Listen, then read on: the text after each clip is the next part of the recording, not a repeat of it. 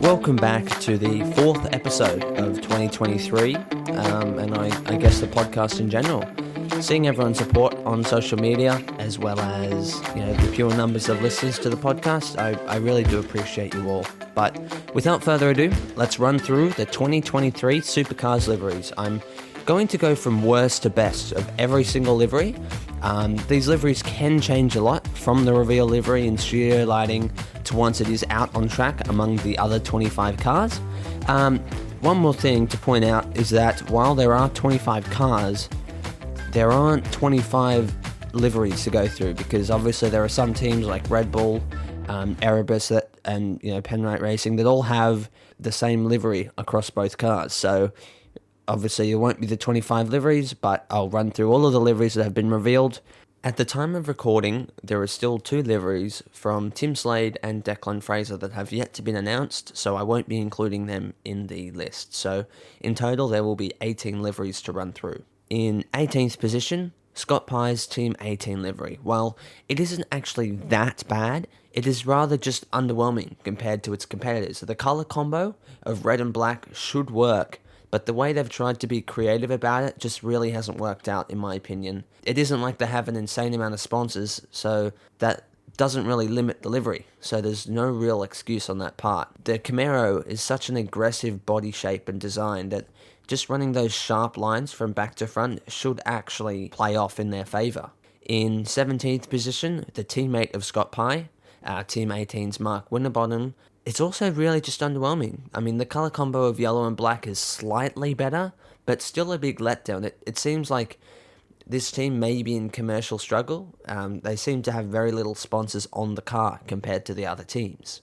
In 16th position, Andre Heimgartner and his number 8 Brad Jones Racing Camaro. It does seem like they've tried to work the red into the flames to create this aggressive look, but it just seems too cartoony, if that makes sense. As I said before, these Camaros are just so aggressive. If the team's focused on creating these sharp, angular lines from front to back, it would just dramatize the shape. Just let the car do the talking.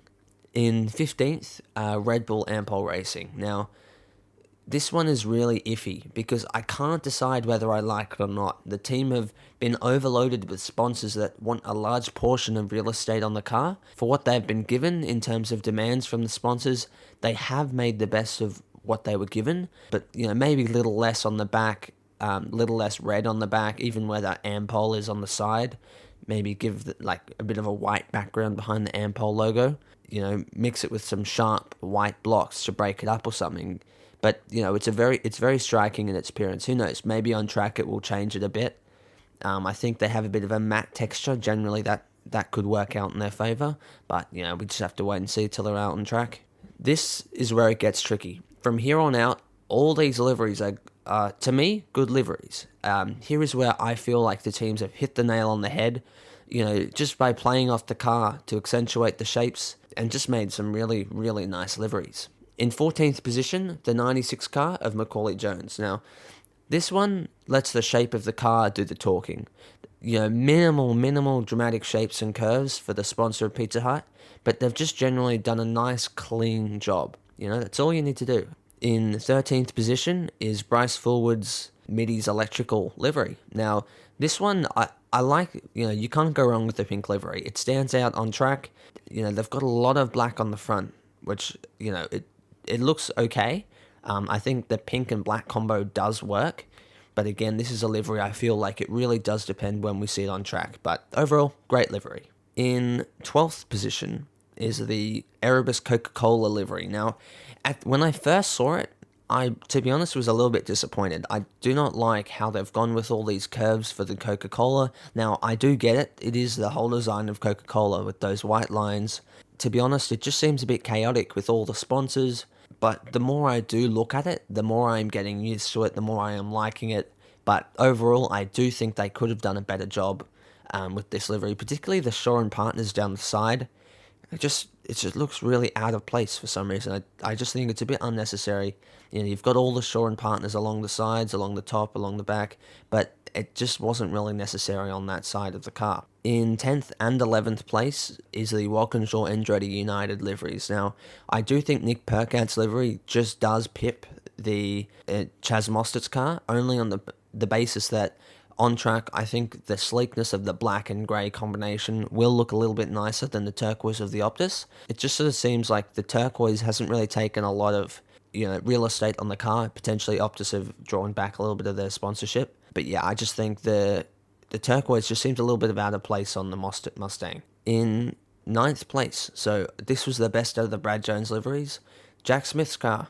Now, you will never hear Jack Smith and P9 in the same sentence, but I think the way they have used the strip of lines from the front to the back has really helped dramatize the Camaro. And, for the limited amount of sponsorship on the car, it does really look nice. Again, similar to Macaulay Jones, where they've played off the white as the main part of the car, and then they've incorporated red. But I really do like how they've played the SCT logistics into livery with the red lines through it. In P8, Jimmy Golding, his Newlon livery, obviously, completely new design on the livery because new sponsors gotten rid of Subway, but it really does look nice. Of minimal in terms of design. They've only really used those white and red lines throughout the livery with the black base, but I really think they have brought out the curves and the sharp lines of the Camaro.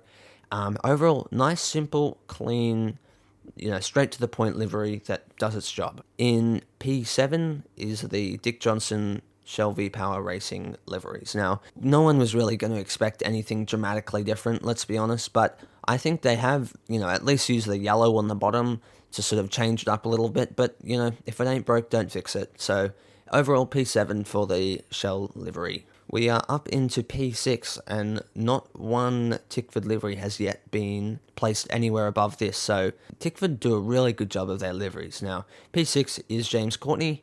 Now, the turquoise, the Snowy River Caravans, it's just a really nice livery. Really brought out the turquoise in this livery. I believe the back of it is mostly turquoise. You have the traditional square on the front of the bonnet, with the primary sponsor, that sort of thing with Tickford. But yeah, overall, very clean, purposeful livery that has just done the job again. Very well done. In P5, Cam Orders, his livery just got released today. You cannot go wrong with that sponsorship. Monster Energy, it always is going to look good with that black base and green highlights. There was a moment where we weren't sure if we were actually going to get a Monster Energy livery. There was sort of the whole Cam Orders, I forgot my race suit type thing. But look, after that, I think they have done a really good job again. Overall, great livery for Cam Waters as well. Now, we are into the top 4 now. I really struggled to figure out which one was better than the other ones for these, but I have put the Cool Drive Mustang with Todd Hazelwood in 4th. Now, last year, this was my favourite livery. Again, it's a step up this year as well, but the other 3 teams in front, they've just done, I feel, a slightly better job. Now, Cool Drive, they've used the blues, the angles of the Mustang to really make the blue pop. And I think on track, I do think the Cool Drive delivery does look better in pictures. In real life, it sort of isn't as alive or shiny or aggressive as it does look on the cameras. But yeah, it's a really, really clean livery. They've used white on the front to accentuate the intake. Yeah, wonderful livery. In P3, Matt Stone Racing. Now, this is a massive, massive step up from them. Last year, Matt Stone, hands down, the worst livery on the grid. But this year, the way they have used the orange it stands out. There's no doubt it stands out from the rest of the grid. Everyone sort of stayed away from this orange color, obviously with sponsorships and all, but this is really well done with the black. Orange, very aggressive, very Camaro-like. I cannot wait to see these on track. In P2 is Tom Randall's Castrol livery. Now, it's much more simpler than last year. Not as many lines going through it. The Castrol down the side, just big and bold, as well as on the front of the car. Overall, it is a stunning, stunning livery. Much more simpler than last year, but it just really, really does look really nice on the car. Cannot wait to see this one as well on the track. In P1, the very last livery is Penrite Racing, Grove Racing. it's just they always seem to do it really well with the Penrite sponsorship. They've really incorporated white, which I think has made it a lot better. A lot of people were disagreeing with the fact that the white, particularly on the back, didn't look that great, but I honestly think it has really popped, make the black and the gold from the Penrite really pop. And yeah, just overall flawless. I cannot fault one thing. Even the grille on the front with the red, it really just makes it look a lot more aggressive. Really well done from Penrite. Now, that is it for the Down Under Motorsport podcast, based on the Supercars liveries for the 2023 season. Ultimately, I think these are some of the best that we have seen in a very long time.